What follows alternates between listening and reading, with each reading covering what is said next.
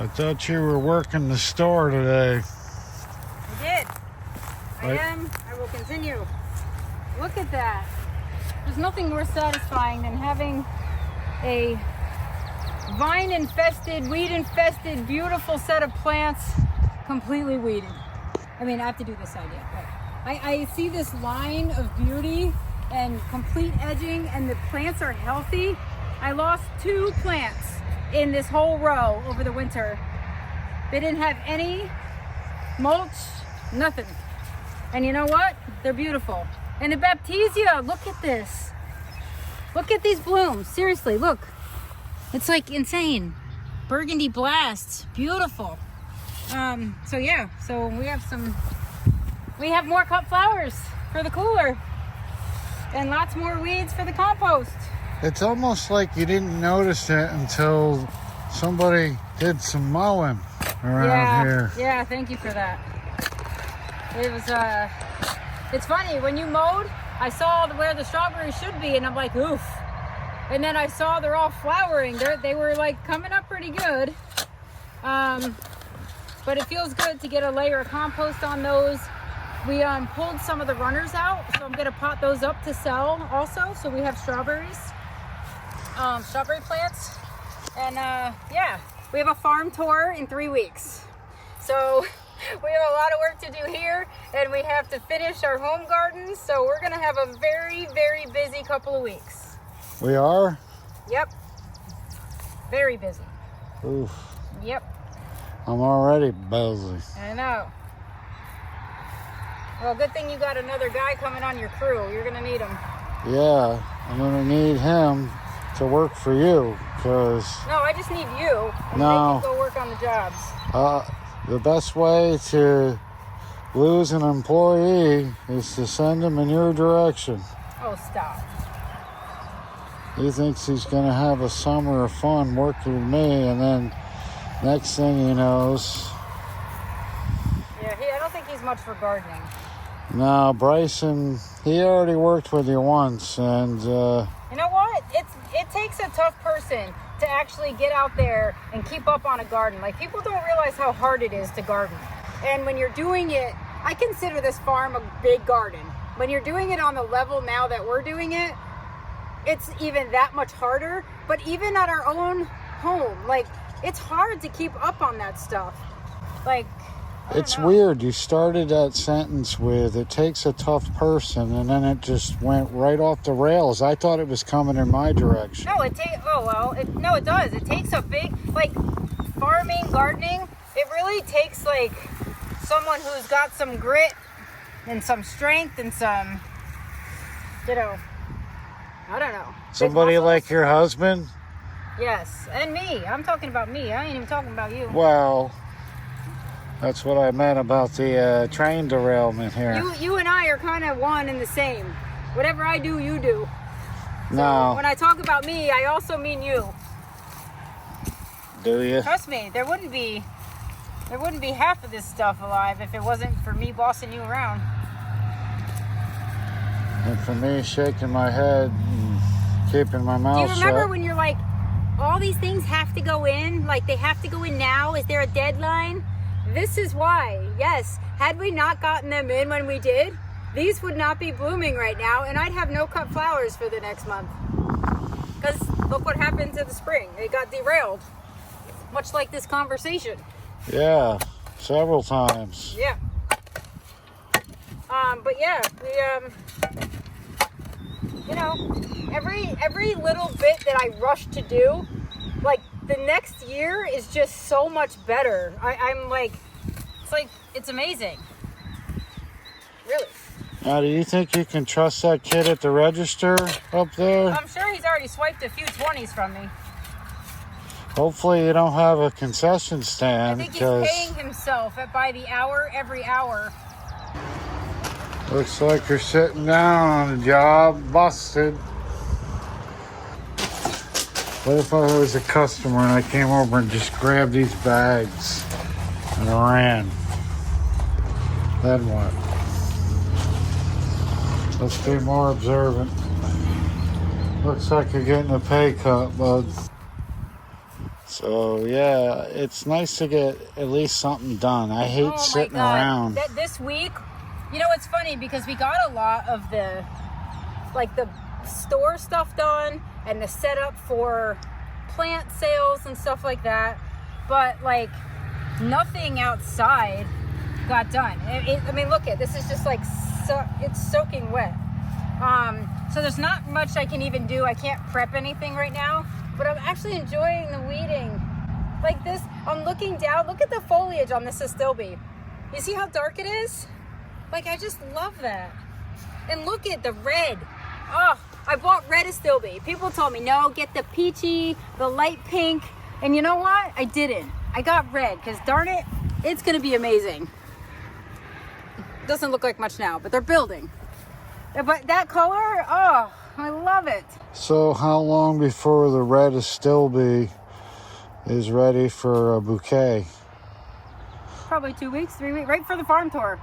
I may have to leave it just so I can show it off, and then I have to hurry up. That's the thing. People come on a cut flower farm tour and they think they're gonna see cut flowers, but you have to harvest the flowers before they're in bloom. So like, you know, you want people to think it's pretty here, but you also have to harvest it because it's a product, and you have to harvest it kind of pre-bloom stage. So it's kind of a funny dynamic, really. I was trying to explain to the woman who came here today, it's like, it's kind of like, you know, everything will be pretty and neat, but it's, you know, this stuff, like, I have to, it may look pretty in bloom right now, but I really have to cut it. So maybe I'll cut half and leave half, I don't know. So when you say farm tour, what exactly does that entail? There's 100 people so far on the list, and they get a list. It's a hidden garden tour. Ooh, I can't really even say. I'm not even supposed to say. Oh. Anyway, so it's a hidden garden tour that's sort of a fundraiser for a town. And it basically, no one knows where the tours are going to be. So they pay for an expensive ticket, and then they show up at the library or at the Spencertown Academy, I don't know, one of those two places, and they get a pamphlet that tells them exactly where they're going and what farm tours and what hidden gardens they're going to be able to see for the day. And then there's like a big plant sale, antique sale at the hub where they pick up their directions and their, you know, notes for each place that they're going to visit. So I was kind of, I actually declined the tour originally because we're not really ready. And my good old friend Betsy said, "Oh, they had somebody cancel and they need me." So I was like, "Oh, you're killing me, kid." It's always the best friend, Betsy. It is. She's good at that. She's very good at that. But you know what?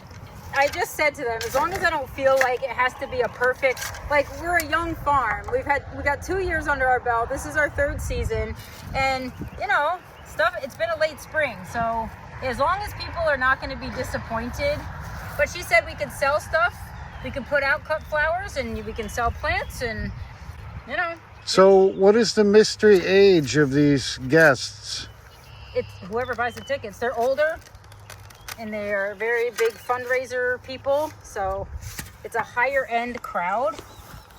And they wanted me to also do the plant sale, but I just don't have the people for that. So she asked me if I would give them the plants and they'd have a volunteer kind of sell them for me. And I was like, well, that's fine, I guess. So I got to see what I have. And I can't get this weed out. This weed grew right in to the plant. God, you know what else does that? Dandelions. I hate dandelions with a passion. Those little seeds just like, they float and they go right next to the plant, and then they get in there, and the taproot's so freaking long. Like, can you just, like, personal space invader, man. I hate dandelions. I actually have taken pictures of dandelions right inside, like, the root of another plant multiple times. I'm gonna actually do a post about that, because dandelions are worse than deer. They are so annoying, and they have a long root, and you have to basically destroy your plant to get the stupid thing out. Anyway, I don't know why I got on that rant, but yeah, this thing is acting just like that, and it's annoying me. right now. And I'm gonna have to dig it up a little, see, to even get it out. It's I'm annoying. assuming that a dandelion is a perennial because it comes back every year to haunt you. I don't know actually. Aren't most weeds perennials? Unfortunately. Or they reseed really well. Actually, is a dandelion perennial? I don't know.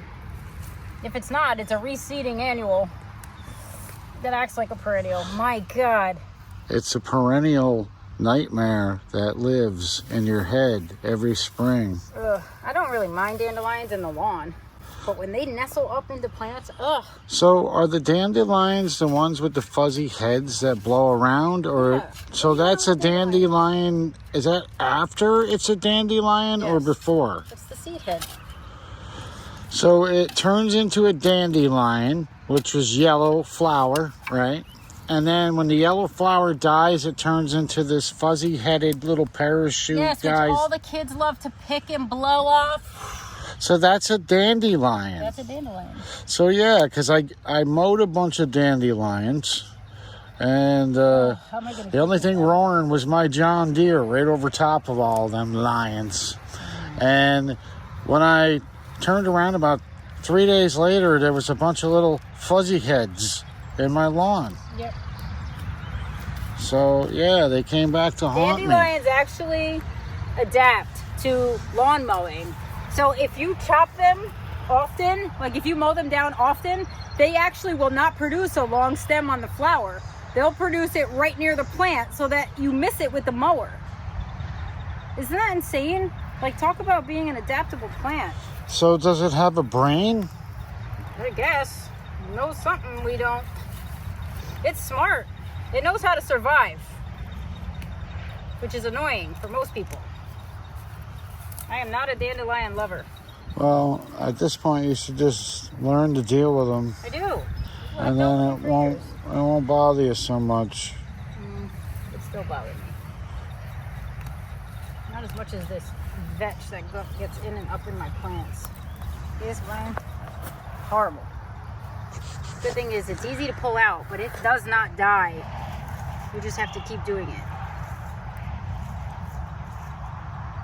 It's like fishing line. You just keep pulling it and pulling it. And you can't really see it until it's taking over your plant. So anyway, that's it. So you're But gonna. look at, did you see my line of this Astilbe? Look at that line. Look at that edge. It just keeps going. That's a lot of Beautiful. weeding you have to do. Yeah. Boy, if I was not busy right now, I would probably help you, but I am in a Time. process Any of. time to get your butt in here and help. I'm dealing with another ground issue over here. What So, ground issue? over by the high tunnel, you know, we have a little moisture problem. Where? Near the 9th pallet. Actually, you know what we also have a problem with? I went to water the dahlias in the high tunnel, and freaking little, I don't know if it's a mole or a vole, because a vole would eat the roots.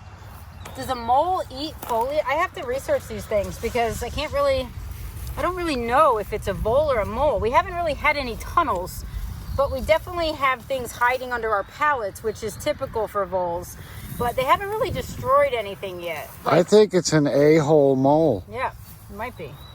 And And it's fine if it is. I don't care about really, though. I mean, they're annoying because they're in, but pretty soon the high tunnel is going to be planted up, and then it won't have any pallets to hide under. Well, what's eating the strawberries? That's probably what's. I don't know. That's what I'm saying. Is that what they eat? Well, wouldn't you, if you were a mole? Yeah, I don't blame it, but I'm just saying. Like, what's on the high tunnel menu? Lettuce? Strawberries? Yeah, it's like kind of perfect for rabbits, really. Yeah. I doubt it's a rabbit, though, because it doesn't really finish it. No, if a rabbit would take Yeah. it, a rabbit would take the strawberry and the plant.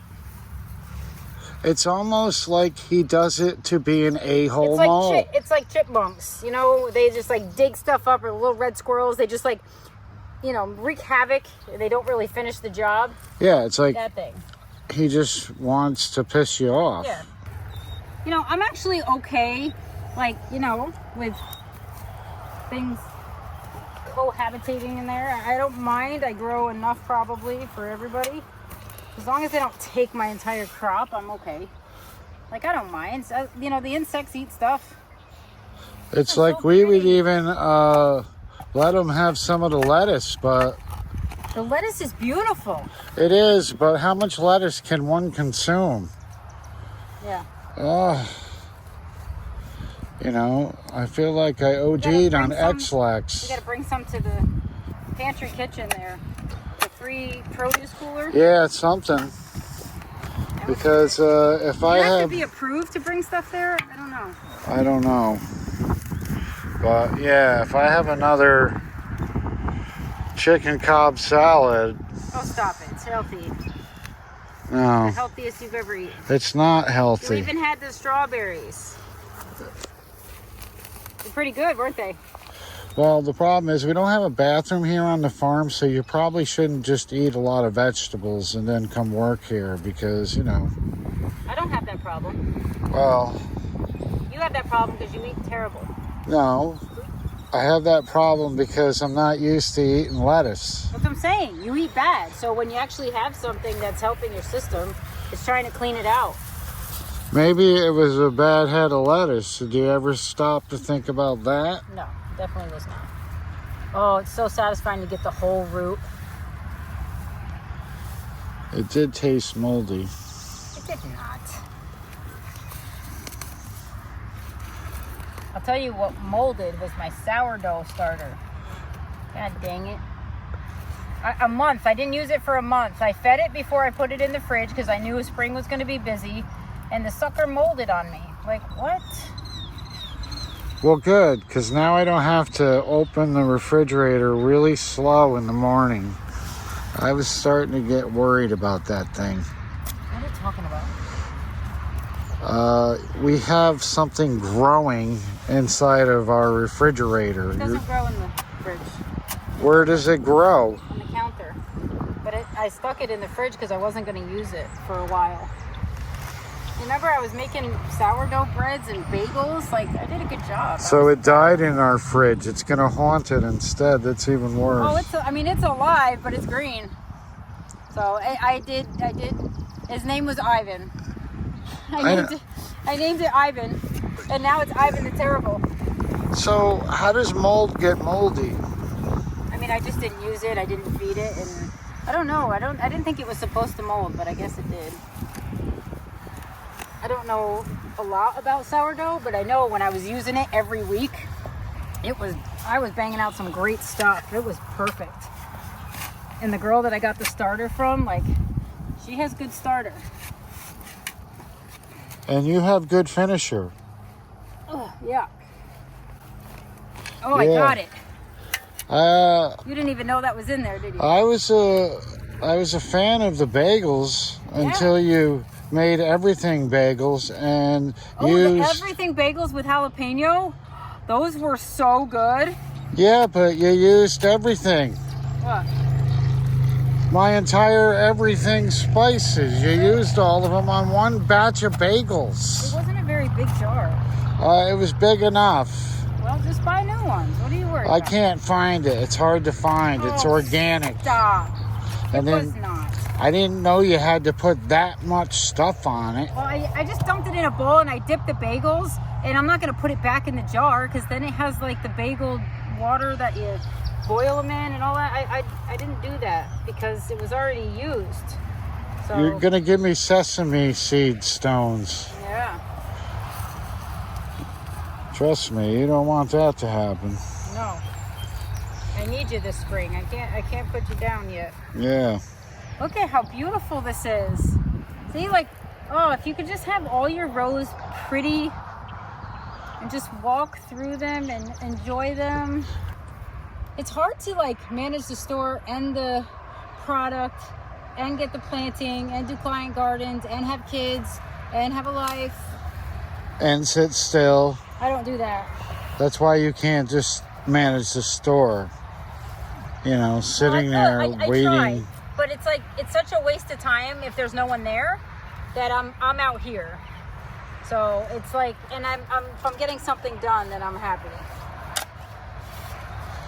Well, we'll have to get some type of buzzard or something for you. So we have a Ring camera, so I can see when people show up. So what's next? Tulips are pretty much done now, aren't they? Yeah, tulips are done. Ranunculus are kind of on their way out. Anemones are on their way out. So peonies are coming up. Baptisia, iris. Sure, there's other stuff at the high tunnel I'm not even thinking of, but I have some stuff that we planted in the field that's like the snapdragons are coming. Oh my lord, when the snapdragons come, that's going to be amazing. They took a hit though because I planted them so early and then we just went back to winter. So yeah, some of them to plant on the last don't look that good. I tried to plant on last year's schedule and boy was that off. Remember, we had like everything in the ground pretty much this time last year. It's definitely not even close. We're off by weeks. Well, your dahlia sales are doing pretty good. You think it's because maybe people lost their dahlia crop by planting them too early, right? Well, I know that a lot of like the people who picked up here said that they planted Mother's Day weekend. And after that, and it was like, then we got hit with 40s at night. And I mean 40, like cold. And then it rained. So with our soil here, unless you had them covered or in pots, you know, chances are pretty good that they're gonna rot unless they were pre-sprouted. But yeah, and then I mean, marking them down 35% doesn't hurt. So I'm closing that out though, so everything that I have left over is going to be potted up and available at the farm. So we're going to get all the leftovers if there are any and pot them up. So how many dahlia tubers you think you're going to produce this year on your own? Oh, I don't know. It depends on the year. It really does. I don't know. And some produce great, some don't. I'm not sure yet. I'm actually not even sure where they're going because I really don't want to put them in the ground without amending it. But at the same time, I pre-sprouted them all. So remember the first year we were here, we pre-sprouted and we took the pots and we put them in and they did pretty well. I'm kind of doing that again. I'm not just putting them in the ground because when we put them up here, and this was all amended soil, but you know, closer to the lavender berm, it was really crappier soil. So like we got some good production, and then the ones that we planted that were not pre-sprouted or cuttings, we put in the ground as a tuber, and I ended up having to replant most of those rows because they just rotted. So I said, well, I'm not gonna do that again. And I just decided to pre-sprout a ton. And I did. And I'm proud of it because now it's over. They're all outside. They actually were outside during the 40-degree nights and the pouring rain every day. And most of them so far are poking through or huge. So there's a few I have to check. There's a few, I'm sure I'm gonna lose a few. I'm not saying that I'm not, but they all look pretty darn good. So I have a majority of them, and I have to check on a few, maybe 10%. So I think that's a good ratio, and the fact that I didn't have to move them in and out every day when you have 1,000 potted up, it's good for me. What about fertilizers? Could you give it special fertilizers to maybe? Yeah, you really want to give them a dose of nitrogen right now to get their foliage going, and then once you put them in the ground, put the bloom boost basically on them. Whatever happened to that smelly dead fish stuff you used to use all the time? Yeah, I have that. I just need the time to use it. The fish fertilizer? Yeah, I don't recall you using it much since we've come to the farm. That's because I don't have time. I really do need to. I have 5-gallon pails of it, and honestly, all of this stuff should have it, but I don't know, it's kind of doing okay without it. So how would you put it on this stuff? You'd have to go around with like one of those little hand waterers. Yeah. And no, we have a spray nozzle, and you put the concentrate in the container that attaches to your hose, and you set the setting so when you water it, it automatically comes out whatever setting you put on it. So I don't remember these blooming that much last year. they did, but not this. I mean, these look amazing. I'm very happy that those are in. Those almost make me feel like I have a farm. They look just absolutely perfect. Like they're just nice. You messed up my row over there with your weeds. Yeah, I know. What's the matter? Did you guys not go heavy enough with the mulch? No, we did. We just have invasive grass. But you know what? Every year it's little, like it's less and less. This is one that you have to get out like the whole root, because it literally will just spider web into more. And we've been managing it pretty good. But you gotta be on it when it's little. Like these are all little roots. So if you get them while they're little, see, look at this thing. Look at that. That's what it does. It's crazy. So you gotta get them while they're little. And you gotta get all of it. See that? It's craziness. And those are babies. The big ones, whew, you gotta take out like massive clumps. Yeah, that's not even like 5 weeks old, that grass. So, and these all started from roots, like little roots that broke off. But you know what? They can be managed. And we're doing an awesome job at it. Well, I think after year 3, we've learned from several of our mistakes. Yeah. Notice how I say our mistakes. Anybody who thinks that mistakes wouldn't be made is just unrealistic. I think the biggest mistake we made was thinking this was going to be a little easier than it is. It's a lot. It'd be nice to have a group. Yeah, it would be nice to order people around. Yeah. And then take credit for everything. Yeah, that'd be great. It's kind of the American way, isn't it? Yeah, pretty much. At this point, I'd be happy with that.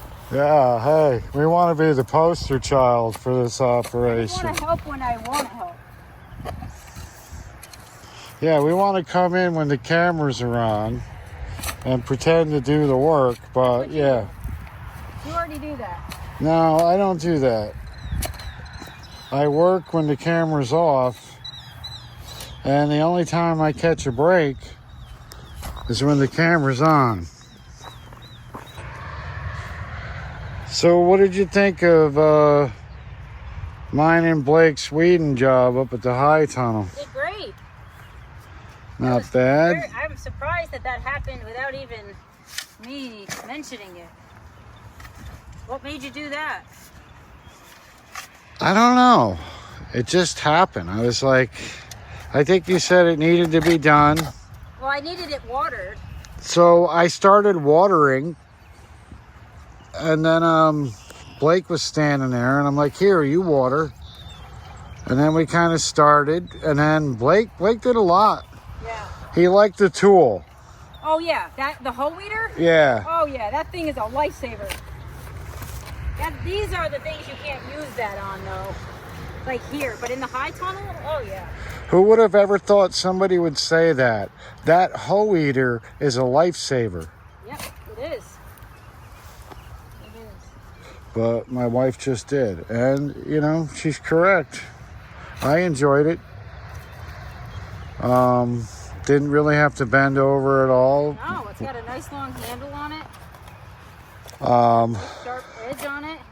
It does just what it needs to do. Like it takes the head off and it kills like the annual weed seeds. It's great for gardeners who always forget their gloves. Yeah. Because then you can weed without really getting your hands dirty. So yeah. It's probably a good way to introduce a new employee to gardening, is to give them that tool and say, all right, you're going to help me weed, because it definitely, it makes the job go quicker, and it's a lot less strenuous. Doesn't make the employee run away first day. No. Because it is kind of cool to watch that thing just take them weeds out. Yeah, and literally in no time. You can do the whole row in 5 minutes. And the whole time I'm doing it, I'm like, it's such a simple idea. Why didn't I think of this?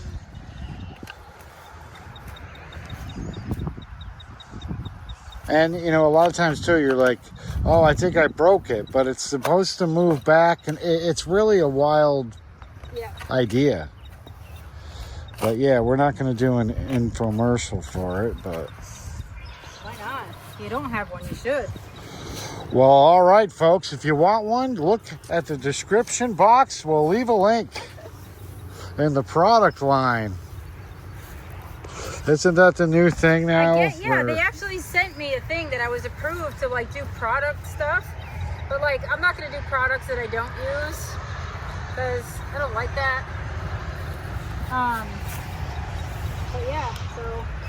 If you would like to rent out a farmhand for the weekend, I will come for the cheap price of $600. Really? An hour. What? Somebody will pay it. You got to start high. I would start, or maybe offer that on eBay, but we don't need a bidding war, you know? Yeah, better save that hassle. Wow, everything looks great. There's really not much at all going on. Look at these 2 peonies that bloomed today. Ooh, we got a little guy. He don't look so happy. He must have rotted. Achoo! Oh, you're rustling up all the dust from the mulch. Yuck. I just had... No dust here. This is all Yeah, I just had mulch in my mucus. Yeah. So yeah, let's look at it while the sun is away and I can get a nice shot of that. Where are the bees? Shouldn't the bees be out today? Oh my God, you know what was out today? Butterflies. We saw a yellow swallowtail, a black swallowtail, which I'm surprised about. Like, if they've been waiting for things, then they were happy for today. I didn't realize they would be out so early. And maybe it's not early for them, but the weather pattern has made it early. All right, I think I'm good. I see pink up there. Oh, it's glorious. I love that.